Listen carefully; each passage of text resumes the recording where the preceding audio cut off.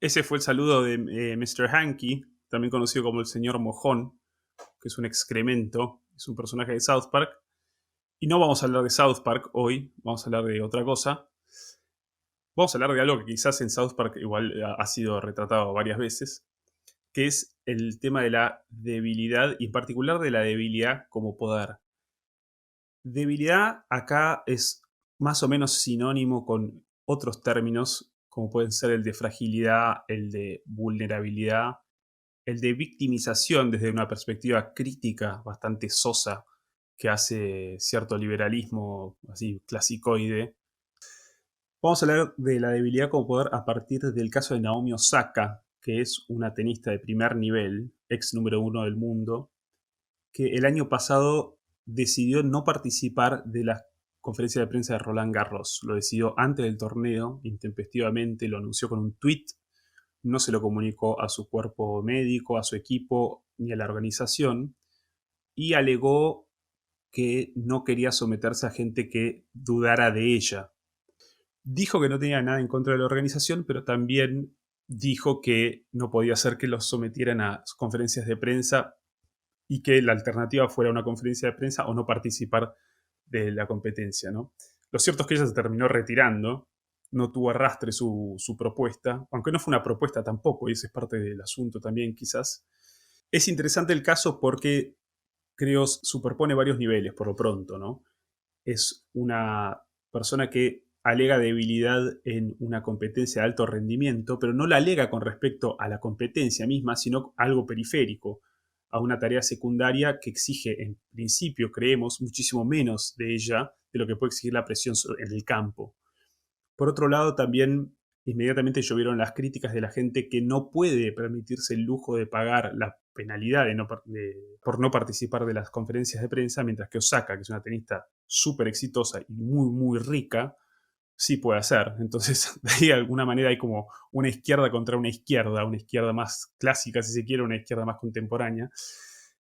Y por otro lado, hay una cuestión de la crítica estructural que de alguna manera está implícita, no del todo articulada en su denuncia o en su decisión con respecto a las presiones que ejerce una organización. Crítica que fue recogida por periodistas y por redes sociales y en general, ¿no? Para construirla a ella como una figura heroica en su renuncia. Y de ahí es que sale este tema de la debilidad como poder. Queremos de vuelta evitar quizás los lugares comunes de tanto de la crítica como de la loa, así que trataremos de explorarlo por otro lado después de la cortina.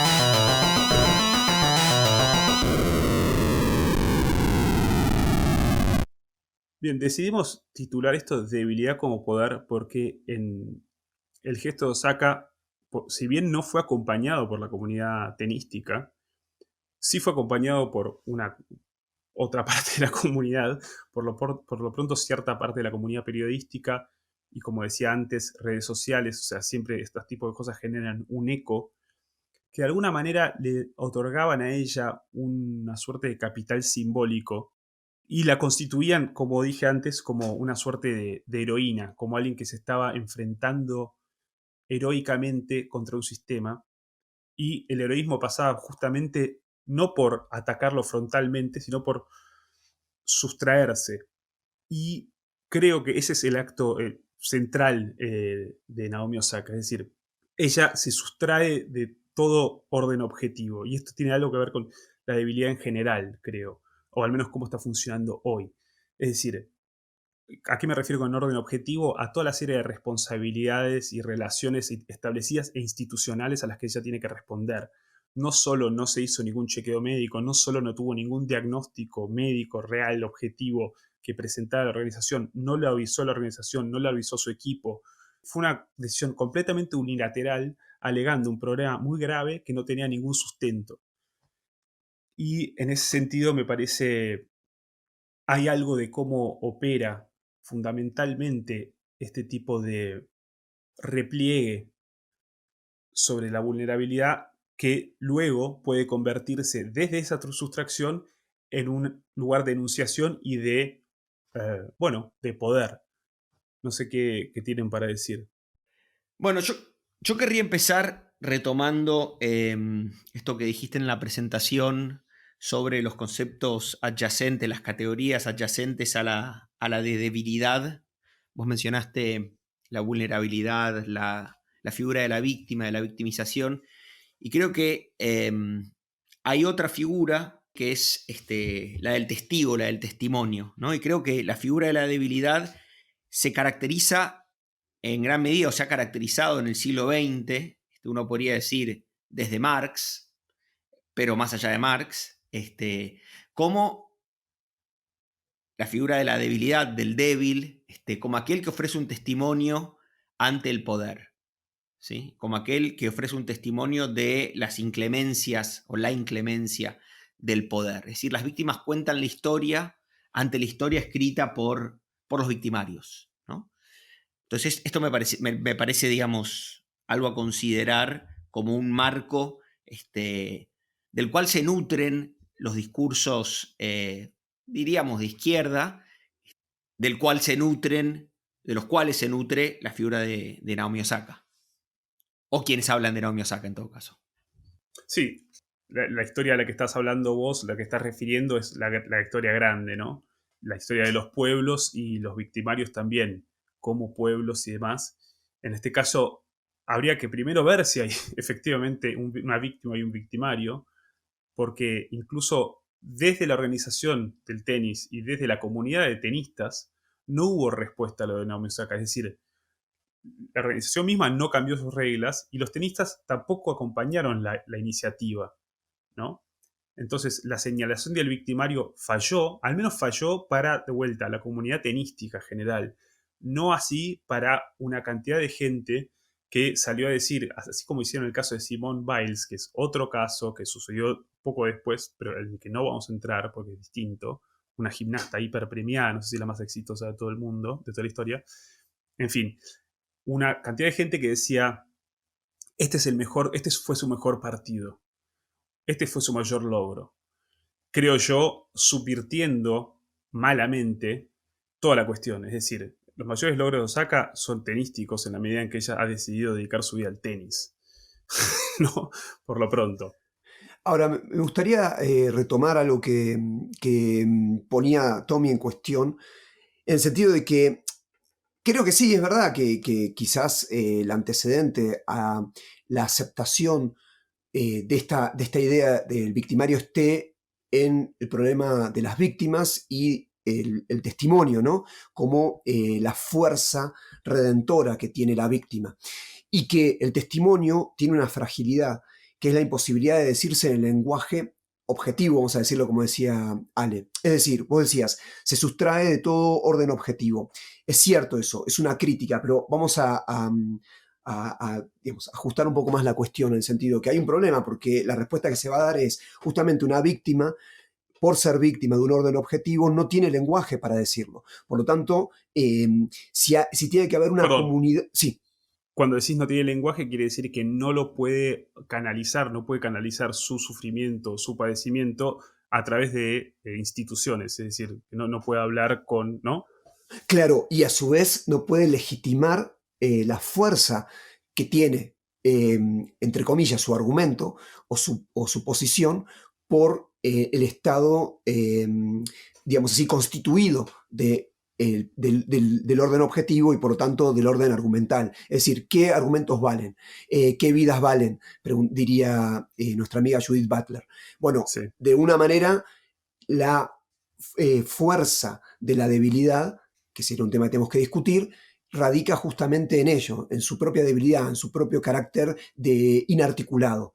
Entonces, de alguna manera, esto es como una idea que está previa al caso, pero que de alguna manera es lo que legitima la posibilidad que este caso aparezca en un deporte de élite y en el orden público, digamos, y ya no simplemente en una discusión universitaria, ¿no?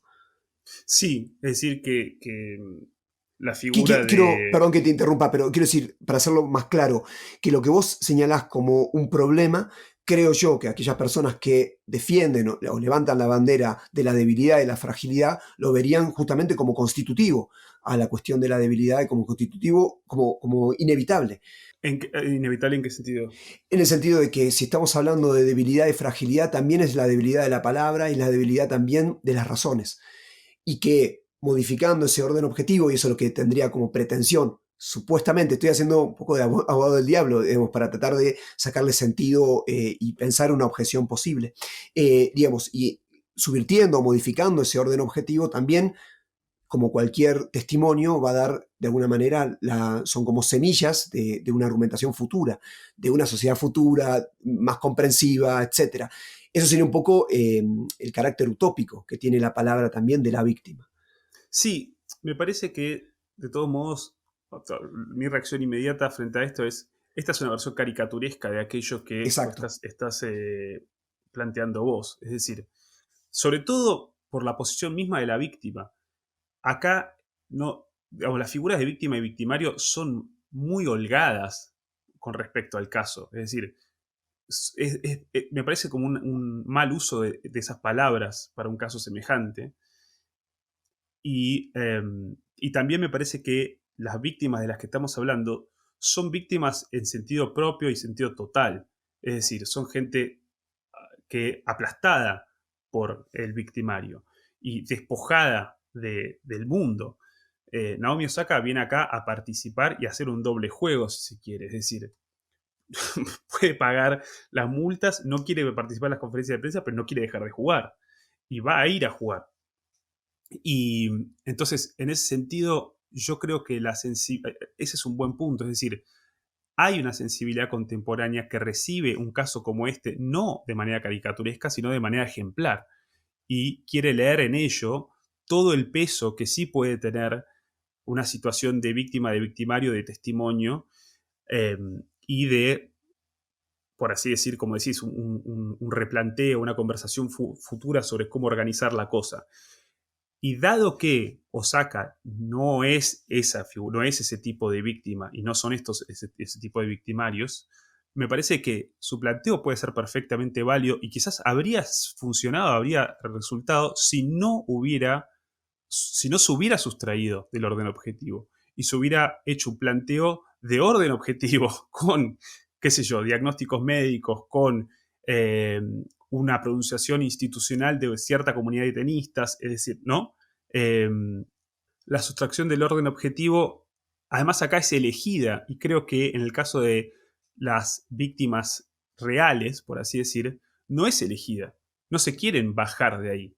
Digamos, padecen la sustracción. Mientras que Osaka, en cierto modo, la aprovecha o incluso de alguna manera la capitaliza. Nacho, ¿vos querés decir algo? Sí, sigo jugando para tratar de señalar que si el carácter de víctimas es un elemento formal o tiene algún contenido. Entonces, Ale, lo que vos estás señalando es que sí, tiene que tener un contenido que sea legible, incluso por el estado de la situación contemporánea, la víctima. Es decir, digamos, una de las tesis, pienso en Benjamin, es que la víctima se ve a posteriori, ¿no? O sea, como el ángel de la historia que mira hacia atrás y ahí ve a las víctimas, que incluso las víctimas pueden incluso no saber del carácter de que son víctimas o sufrir, como decís vos, ¿no? La injusticia, el aplastamiento y simultáneamente no tener ni siquiera, no solamente conciencia, sino de tener la experiencia del carácter de víctima que están viviendo. Por supuesto, esto genera una asimetría, porque ¿quién puede decirle al otro que es víctima? ¿No? Eso también es otro problema. Pero, ¿tiene o no traducción contemporánea la víctima? ¿No? O solamente podemos ver las víctimas del pasado.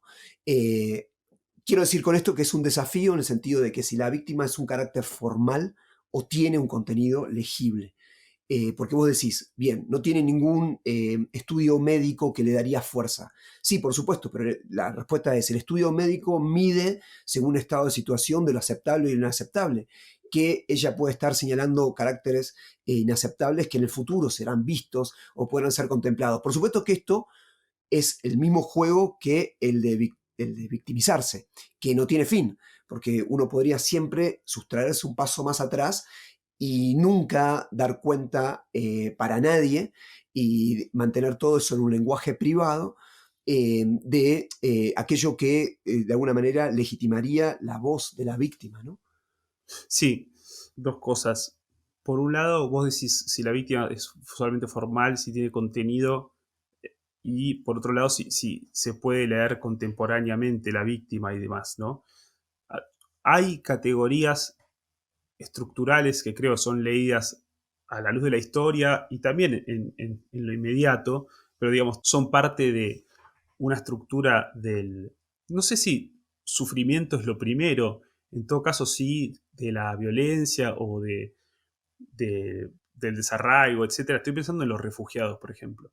Los refugiados inmediatamente son leídos injustamente como víctimas y no tienen el componente central, acá del caso de Osaka, y creo que con esto meto algo nuevo, que es lo anímico. No pasa por un estado anímico, pasa por una condición estructural de su situación, ¿no? Independientemente de cómo lo vivan o no. Eh, entonces, en ese sentido, creo que contemporáneamente sí hay categorías de víctimas, y te diría categorías de víctimas muy presentes, muy importantes en la discusión pública y en el imaginario contemporáneo. También Judith Butler creo que hace ese tipo de lectura estructural para con las minorías, ¿no? Las mujeres, la gente de color, la gente, los queer, la gente trans, etcétera, etcétera, los sin techo y demás.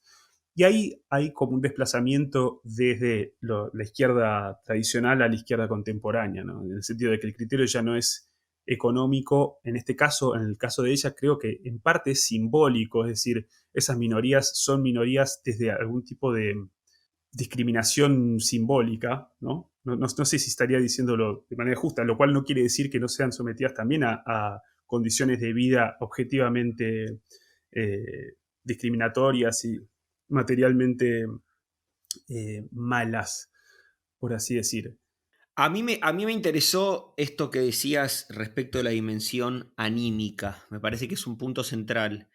Y sobre todo es interesante, es elocuente pensarlo en relación a esa otra figura que es la figura de las víctimas por excelencia de la contemporaneidad, que son los refugiados, ¿no? Donde la dimensión anímica estaría, digamos, desplazada o reemplazada, donde se opondría esa dimensión anímica que aparece en el caso de Naomi Osaka o aparece en otros casos. Yo había mencionado el caso de Delfina Pignatello, que es un caso muy parecido al de Osaka, que es una nadadora argentina, creo que medallista olímpica, que terminó retirándose de la natación también producto del bullying que recibió en las redes, ¿no? Y ahí aparece otro marco, me parece, que es el marco en que se escenifica el alma, ¿no? Donde se pone en escena esta cuestión anímica. Pero digo, a esta dimensión anímica, que recién inscribía en el paisaje de las redes, hay que ponerle la condición de víctima de aquellos cuyos cuerpos y cuyas vidas mismas, ¿no? están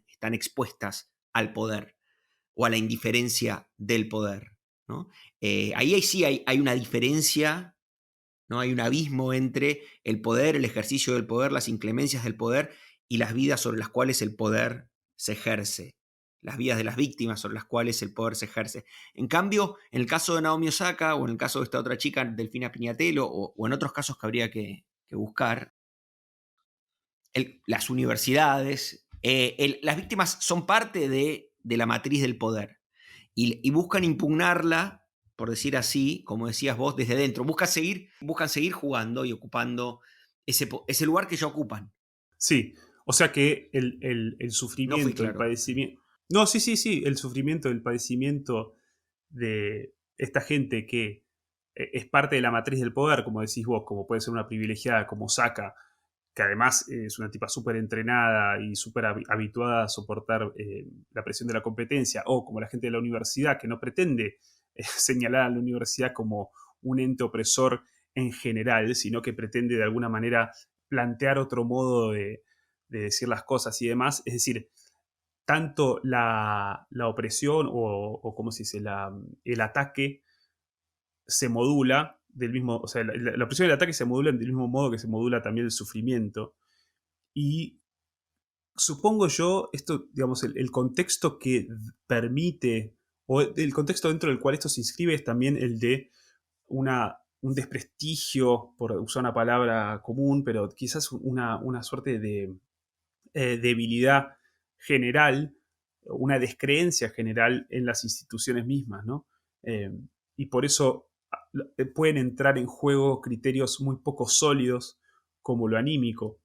¿Estarían de acuerdo entonces quizás en que el problema es la inversión de la debilidad en poder, por decirlo como diría Nietzsche? Es decir, no el reconocimiento del carácter de las víctimas, no el reconocimiento de la debilidad como tal o la vulnerabilidad, sino volver esos valores lo contrario, o sea, la inversión de los valores, es decir, volver la debilidad poder y como tal no hay, si bien hay un gesto de renuncia, no hay ninguna renuncia al fin, sino es un modo más o un mecanismo más perverso para la acumulación de poder o para hacer valer el poder. Y en ese sentido no viene a, supuestamente se está mentando una especie de crítica al sistema, ¿no? O las presiones del sistema, pero en realidad lo que se está tratando de hacer es ocupar el lugar del sistema, ¿no? Yo estaría completamente de acuerdo, sin duda. La debilidad se volvería una fortaleza, no al modo, y esto Butler lo señala bien, no al modo de la fortaleza anterior, es decir, la fortaleza masculina, por así decir, o la fortaleza que va hacia algún tipo de invulnerabilidad, sino una fortaleza que emana e insiste sobre la vulnerabilidad misma. Eh, Ahora, en este caso, me parece que hay algo contradictorio, quizás también, como decías vos, Nacho, perverso, en la medida en que esa crítica, ese señalamiento, no puede últimamente proponer un orden alternativo. Porque todo orden alternativo necesariamente tendería, y esto es algo que vimos en el tema de la descentralización, ¿no? Todo orden alternativo necesariamente volvería a reimponer una serie de reglas y de una estructura, una jerarquía y una serie de exigencias y de instituciones frente a las cuales eventualmente después de vuelta se podría volver a sustraer. La idea es precisamente esa, creo, ¿no? La idea de un como dijiste vos, si no recuerdo mal, ¿no? Hay una potencia, no sé si podríamos llamarla negativa, hay un resto ahí de esa fragilidad, de esa vulnerabilidad ante el poder y cualquiera de las configuraciones del poder. No se pretende instituir, imagino, ningún orden, ¿no? Ningún poder alternativo en este sentido, en el sentido masculino, tal como lo definías vos. Hay una dimensión, digamos, de resistencia o de resiliencia y de horadamiento de las estructuras del poder que no se pretenden propositivas. No se está buscando proponer un orden, postular un orden alternativo, más allá de que esto termine sucediendo, ¿no? Estoy tratando de tomar la voz de las víctimas, digamos, ¿no? De las víctimas contemporáneas. Me parece que es importante romper, como estamos tratando de hacer, este antagonismo entre sistema objetivo y debilidad, como si el sistema objetivo no contemplara o nunca contempló la debilidad, y no entender que quizás el orden objetivo también fue un modo de lidiar con la debilidad, sea en un sentido muy amplio, que la cultura en general como un modo de enfrentar, como la especie humana, si me permiten decirlo así, enfrentar su propia debilidad, su propia vulnerabilidad frente a una realidad natural que inmediatamente se le ha presentado por lo menos como más fuerte en muchos sentidos. Entonces la creación de un orden objetivo y la recreación una y otra vez del orden objetivo tenía que ver, o tuvo siempre que ver, con cómo lidiar con la debilidad, ¿no? Entonces en ese punto también hubo respuestas. No es que recién ahora nosotros nos enteramos que somos débiles o hay débiles entre los hombres y no tenemos nada que hacer con ello, sino que pensemos en cualquier sistema. Pienso en la ilustración en general. La ilustración pensó qué pasaba con las diferentes desigualdades que implicaban debilidades y cómo generar un sistema para poder que esas debilidades, que son objetivas, puedan de alguna manera en este como sí, que es la cultura, en esta creación ficcional, que es la cultura, generar igualdades y producir efectos luego reales de igualdad a pesar de las debilidades. Entonces, en ese sentido, estaba la debilidad, pero estaba puesta, a eso hablo de la transvaloración de lo que dice Nietzsche, ¿no? Es decir, la debilidad estaba contemplada, pero puesta no ella en sí misma, trasvalorada como poder, sino al contrario, puesta en relación a la posibilidad de potenciarse y generar de algún modo, yo no digo una transformación de la debilidad en poder, pero sí que la debilidad sea algo que se desplace y que conviva junto con el poder.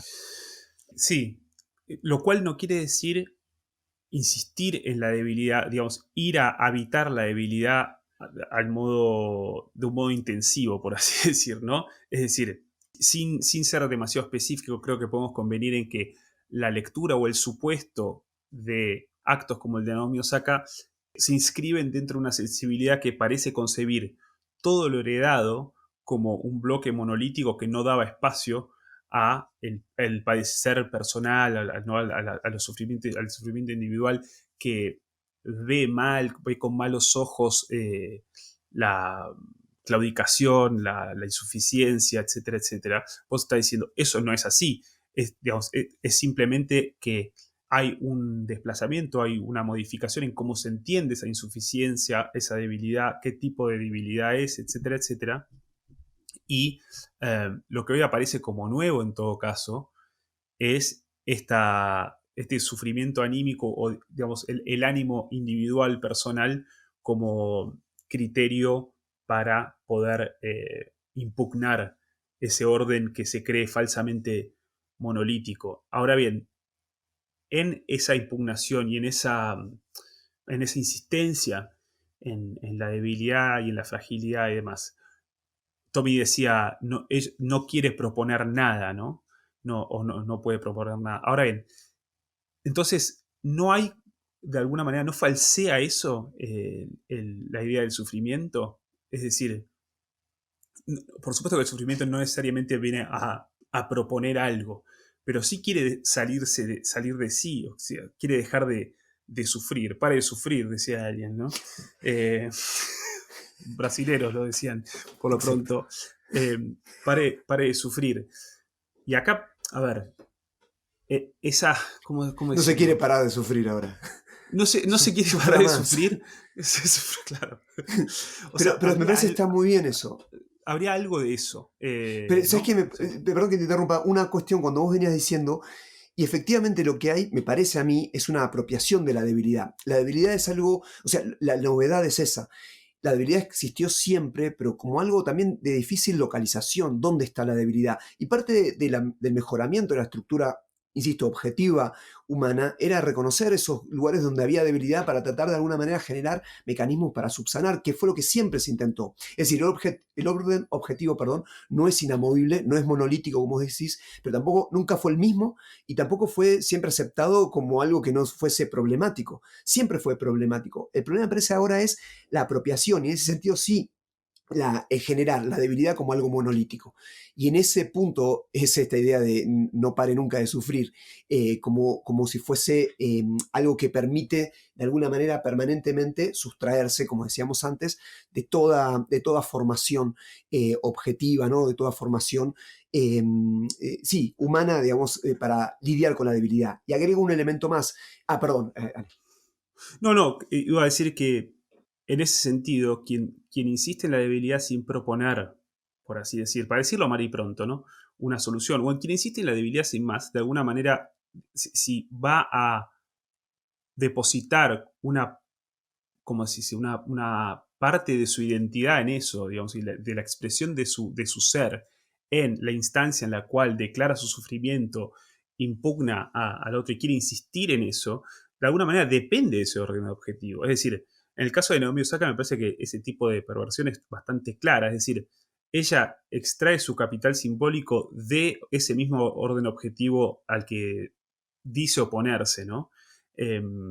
Y pensando en la tradición de izquierda, la localización, y quizás andás a ver, yo no, acá quizás me lanzo demasiado, pero sí, desde Jesús en adelante, los pobres, por así decirlo, los desposeídos, son los débiles, son los vulnerables, son los sufrientes, son quienes padecen, ¿no?, el poder, hasta la izquierda del siglo XIX, el siglo XX, donde el proletario como figura del pobre es de vuelta, sigue siendo ¿no?, el desposeído, y digamos es una clase estructural que quiere salir de esa situación. No sé si se perdió la idea, pero... Con lo cual vos estás diciendo ahí que el orden objetivo sigue siendo el criterio hacia el cual se apunta, se busca restablecer. Es decir, Sí, hay una definición ahí de la vulnerabilidad o de la debilidad ante el poder y ante la agencia del poder, ¿no? Ante los ejercicios del poder, y se busca de algún modo, de distintas maneras. En el caso del marxismo, por decir así, eso es claro, pero incluso también en el caso del cristianismo, ¿no? Responder al poder, ¿no? Y agenciar un orden. Por eso decía que aquí no está esa dimensión, me parece, en la contemporaneidad. Agenciar un orden alternativo, sea un orden transmundano y redentor, sea un orden mundano y político como el de la dictadura del proletariado, ¿no? Creo que acá ese agenciamiento está delegado. Hay como una suerte de infantilización, ¿no? De un no juego más, que es clarísimo en el caso de Naomi Osaka. Eh, y me parece definitorio, y sin duda está vinculado a esta dimensión anímica que Sí, decías vos, ¿no? sí, y estaba pensando, en el cristianismo, y Nacho, corregime si me equivoco, pero la, la renuncia, la retracción, la sustracción, si se quiere, va de la mano con una resignación, ¿no? O con una suerte de aceptación, si se quiere, o de fatalidad de la debilidad respecto del poder, mientras que en este caso sería distinto, es decir, hay una sustracción que no renuncia, que tampoco propone, y de alguna manera cae en este atolladero. A eso iba yo, quizás con lo de. Con el falseamiento, quizás, del concepto de sufrimiento, en que queda en un sufrimiento que no es del todo, no es total, es decir, que no termina de consolidarse. finalizar. Claro, que no termina de consolidarse. Estamos hablando igual siempre de este tipo de actitud, porque no quiero que esto se confunda con el hecho de que hay gente que efectivamente sufre hoy por hoy con respecto a nuevos criterios, y es un sufrimiento real. Yo me refiero a, y por eso tomamos el caso de Osaka, que es, creo, ejemplar o ilustrativo de una sensibilidad contemporánea que de alguna manera falsea la idea del sufrimiento, ¿se entiende? Sí. Yo querría complejizar una cuestión que se dice, o dos cuestiones, pero primero es el cristianismo y esa genealogía entre el cristianismo y marxismo, que los primeros que le hicieron fueron los cristianos, creo yo. Yo hablo acá, digamos, desde mi interpretación. Yo creo que el cristianismo, por el contrario, o sea, mi lectura es la siguiente, que esto que dice René Girard, ¿no? De que estamos viviendo una etapa de hipercristianización caricaturesca, como vos habías señalado antes, la debilidad o el sufrimiento caricaturesco, ¿no? O el testigo ya en modo de una caricatura. Yo creo que ahí hay una verdad. Ahora, el punto es, ¿qué es lo vuelve caricaturesco? Que obviamente es una exaltación de una situación real, como vos decías, que existen víctimas y hay órdenes objetivos de vulneración de derechos, claro, exactamente. Pero claro, acá hay algo que yo lo asocio de nuevo, perdón que vuelva a esto, a la idea de la apropiación. Es decir, cuando alguien puede decir, estas son las víctimas, o yo soy la víctima, y que eso no pueda ser, insisto, esté librado a un lenguaje privado, que yo no tenga que dar cuentas o no pueda dar cuentas de ello. Entonces, el cristianismo para mí no, o sea, la figura del pobre es una figura que es de muy difícil localización. O sea, ¿qué es la pobreza? En el cristianismo nunca fue, por lo menos si uno piensa, me parece a mí, desde el Evangelio, etcétera, nunca es el pobre económico, sino que la pobreza de alguna manera es un concepto fantasmático, que de una u otra manera en la riqueza hay pobreza también, en la riqueza humana hay pobreza así como hay miseria. Entonces es un concepto que de repente pierde su fijación. Y me parece que el cristianismo, y eso es lo que Nietzsche, desde mi punto de vista, se da cuenta, porque yo estoy rondando una otra vez, estamos rondando implícitamente, no nos pusimos de acuerdo, me parece a mí la genealogía de la moral, que es ahí donde Nietzsche muestra la introducción del judeocristianismo en las categorías ontológicas, en cierta manera, de Occidente, y qué efecto produce. Pero él habla del golpe de gracia, ¿no? Del golpe de la gracia que hace el cristianismo, de esta inversión en el cual, en cierta manera, en la figura de Cristo se invierte la debilidad en poder, pero es un poder que ya está transfigurado. Esa transfiguración, que no la quiero localizar tampoco, tiene que ver también con la modificación de todos los conceptos. Todos los conceptos quedan de alguna manera fantasmáticamente y localizados. Espero no haber sido muy confuso en la idea, pero lo que quiero decir, y agrego una cosa más sobre esto, y ustedes me dicen simplemente que, entonces la figura de la víctima, la figura del pobre, no es que la podemos identificar con un sujeto social como ha hecho el marxismo y como ha hecho el cristianismo también, confundiéndose con el marxismo, ¿no? Y en ese punto, quiero decir una cosa más, hay un punto en el cual también uno puede decir, el orden objetivo también es muy débil, y esto lo muestra, el hecho de que uno se pueda sustraer y generar una situación, una sensibilidad, como decías vos, Ale, antes, contemporánea, incluso mayoritaria, que ponga en cuestión todo orden objetivo y que Occidente mismo ponga en cuestión su propio orden, su propia construcción de jerarquías, etcétera, sin más, muestra que también, como Freud se había dado cuenta, que incluso la construcción de una civilización es muy vulnerada, es muy vulnerable, o sea, es muy débil Sí, también. sí. El marco del cristianismo y demás me parece en cierta medida pertinente justamente para trazar la caricatura, ¿no? En el sentido, Claro. estas figuras que salen, como Naomi Osaka, a decir sufro y demás, de alguna manera tienen alguna resonancia cristológica, ¿no? Como de martirio y de persona sacrificada y de persona que expone su sufrimiento y demás. Eh, Ahora, vos decís, todas esas, digamos, la debilidad entendida o la pobreza entendida desde el cristianismo no tiene una ubicación precisa, es un concepto más complejo, quiero decir, es una noción más profunda y, digamos, todas esas nociones justamente, creo, en casos como los de ahora, quedan rebajados a un nivel muy pedestre y que justamente lo falsea en la medida en que no pueden dar cuenta de o no están dando cuenta de un sufrimiento real, en todo caso están explotando o capitalizando que quizás están capitalizando y expresando esta debilidad misma que vos decís, Nacho, de el orden objetivo actual, que parece estar un poco cayéndose a pedazos. Por otro lado, el hecho de que su caso en la comunidad del tenis no haya tenido la resonancia que ella quizás habría querido, también da cuenta de un orden objetivo circunscrito, que sería el del tenis, que se rige que se rige con otros criterios y dentro del cual eh, perseveró o triunfó un criterio más clásico, si se quiere, que es de vuelta, el de siempre, ¿no? El de la competencia y el de la presión y el del sufrimiento, porque no está excluido el sufrimiento, ¿no? En el tenis mismo, es decir, no está excluido el sufrimiento de las conferencias de prensa tampoco. O sea, la gente que va a dar sus conferencias de prensa no es que las sigue dando porque no sufre. Sufren también, pero incorporan o se hacen cargo de ese sufrimiento, de esa incomodidad, del hecho de que la gente dude. Y, digamos, es como, incluso creo que es poner en juego la vulnerabilidad de otro modo. Es decir, ponerla en juego de verdad, ¿se entiende? Es decir, permitirse ser vulnerable no es salirse y apuntar el dedo. Digamos, también creo que la vulnerabilidad real, y quizás a esto apuntaba un poco lo del cristianismo, es parte del mundo, o sea, y vive con él, ¿no? Y lo atraviesa.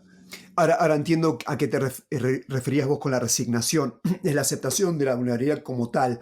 Y en ese sentido, si Claro, me permitís volverlo a lo que yo decía, no apropiársela, porque apropiársela es un gesto, digamos, de poder, porque eso es apropiación. Entonces, la contradicción y los efectos que generan es que las víctimas empiezan a ser victimarios cuando se apropian de su propia debilidad, porque insisto, es un modo del poder, con lo cual ya no falsea la debilidad, que creo que vos, de alguna manera, si no entiendo mal, la resignación es como dejar la debilidad ahí y, no sé, deal with it y después enfrentarse a cualquier realidad que también implica esa vulnerabilidad. Te agrego un elemento más, que es que yo también, en esta idea del carácter no localizable de lo que es débil y fuerte, dejaría también la hipótesis, que me parece a mí que es fuerte, de que las conferencias de prensa, más que exponer la debilidad, generan lo contrario. Es un modo en el cual permiten no estar expuesto a una pura debilidad. Quiero decir esto, que cuando uno tiene que dar la cara por lo que uno ha hecho en el orden público, vos decías al principio, no someterse a la duda de los demás, como si eso fuese la conferencia de prensa. Cuando uno hace algo de nivel público, es a los ojos de los demás, incluso tener que hablar sobre ello implica despojarse incluso de lo que uno ha hecho y verlo en cierto modo como algo de lo cual uno puede ser también autocrítico. Entonces, en vez de inmediatamente plegar lo hecho con uno mismo y asociar lo que uno ha hecho con uno, y entonces no poder someterse a crítica uno, porque si critican lo que yo he hecho, como este programa, por ejemplo, o lo de las redes sociales que decía antes Tommy, si critican lo que yo he hecho, entonces me están criticando a mí. La conferencia de prensa justamente impide eso, que es algo que está íncito a la naturaleza humana. Uno inmediatamente cuando hace algo se objetiviza en eso y es difícil la enajenación, ¿no? Como diría Hegel, es difícil que uno se separe de ello y ha puesto la voluntad ahí y de alguna manera si alguien critica eso que han hecho, lo están criticando a uno. Y la conferencia de prensa ayuda a esa despropiación de lo realizado, ¿no? Y desdramatiza en ese sentido. Hay una mediación y una escenificación institucional. E intersubjetiva, ¿no? Claro, en ese punto quería traer dos cosas. Primero, recién, Nacho, cuando vos hablabas de la necesidad o de sí, digamos así, la necesidad o de la productividad de una enajenación, es decir, un distanciarse de sí, recordaba a Tzvetan Todorov, no sé si se pronuncia así, que tiene un ensayito en torno de la memoria, creo que se llama Los abusos de la memoria, no estoy Así seguro, es. donde él justamente opone la memoria literal y la memoria analógica. Y justamente, ¿no? La literalidad de la memoria como una forma de la memoria en que no hay ninguna distancia respecto del propio padecimiento, respecto de la propia condición de víctima, y por lo tanto no hay una capacidad de medir analógicamente, ahí es donde entra la memoria analógica, mi propia condición de víctima, mi propio sufrimiento, mi propia debilidad, ante y junto a otras, ¿no? Y digo, en este retiro hacia la interioridad, en este retiro, en los términos de una debilidad anímica, creo que se juega en gran medida eso, ¿no? Hay una literalidad irreductible e impronunciable. Más allá de que, como vos decías, Nacho, en la figura del testigo y del testimonio siempre hay algo del orden de lo impronunciable. Y alguien podría decirnos, bueno, ustedes le están reclamando a las víctimas que pronuncien precisamente aquello que no pueden pronunciar y que se pronuncien en el lenguaje del poder. Cuando vos sale, por ejemplo, decías, Naomi Osaka no cuenta con ningún documento médico, ningún tipo de instancia institucional. Bueno, se podría exigir eso, se podría responder eso, quiero decir, pero me parece interesante esta idea del retiro a la subjetividad. Y una última cosa, que me parece que no lo hemos mencionado y es fundamental, que tiene que ver con el modo en que esta figura o estas figuras de la debilidad se definen en términos discursivos en general, es decir, al interior de un intercambio discursivo y ya no físico, material. Cuando hablábamos de, bueno, justamente esto, de lo anímico y lo distinguíamos del sufrimiento, de la condición de víctimas, de la debilidad, de la vulnerabilidad, por ejemplo, de los refugiados. Ale en algún momento mencionó el espacio universitario y algo que hay que mencionar cuando se habla de esto es lo que los norteamericanos llaman trigger warnings, ¿no? Las advertencias que debe dar un profesor cuando va a exhibir algún material o va a poner en consideración algún material que podría llegar a herir alguna susceptibilidad. Creo que ahí y en lo que se sigue de eso, que es la regulación del discurso, es decir, la regulación de la conversación pública, la regulación de la conversación académica, ahí está esta apropiación de la debilidad que mencionabas vos, Nacho, ¿no? Es decir, en la regulación del lenguaje, en la regulación de la conversación y de los actos también, que se derivan de esta solidificación o esta apropiación. Yo creo que eso de alguna manera ofrece un ejemplo, y con esto cerremos, de cuál sería, en tu caso, vos decías, Tommy, no pretenden proponer nada. A su pesar, sin embargo, se termina articulando un orden que no es propuesto como tal, o sea, no es propuesto de raíz, no está pensado, pero termina teniendo un efecto, y ese efecto es generalmente no el de un nuevo orden, sino de un silenciamiento del orden actual y de una obturación del orden que hay. Es decir, lo que puede haber como resultado parecería ser una contracción y digamos, la retracción individual termina espejando en una retracción de la institución, no suplantada por un orden nuevo, sino como un debilitamiento y un disipamiento general de lo que hay ahí. Entonces, sí, y es como que va desapareciendo, va retirándose de sí, va espejando de alguna manera.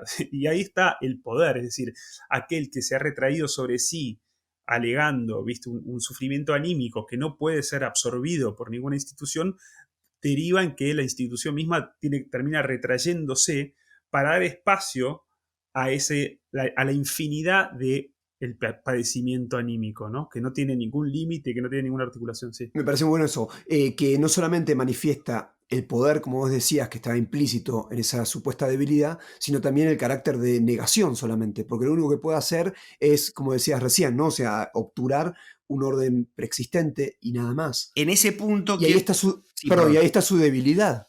En ese punto, cuando hablábamos de el hecho de que la debilidad estaba en rigor ya inscripta en el orden objetivo, es decir, ya estaba inscripta en las configuraciones del poder, me parece interesante cómo, por un lado, busca eliminarse la debilidad de los órdenes objetivos, pero sobre todo lo que se busca también es la eliminación del conflicto, me parece, del sufrimiento y de la violencia, ¿no? La idea de que el conflicto no tiene ningún lugar, no debería tener ningún lugar. Por eso yo hablaba de un adesentamiento y un puritanismo, a fin de cuentas. Sí, y por eso yo también, claro, había referido al tema de la descentralización, que creo padece ese mismo problema. Es decir, queremos imaginar algún tipo de lugar donde no haya conflicto, donde no tengamos que lidiar con el conflicto. Eso está destinado a fracasar.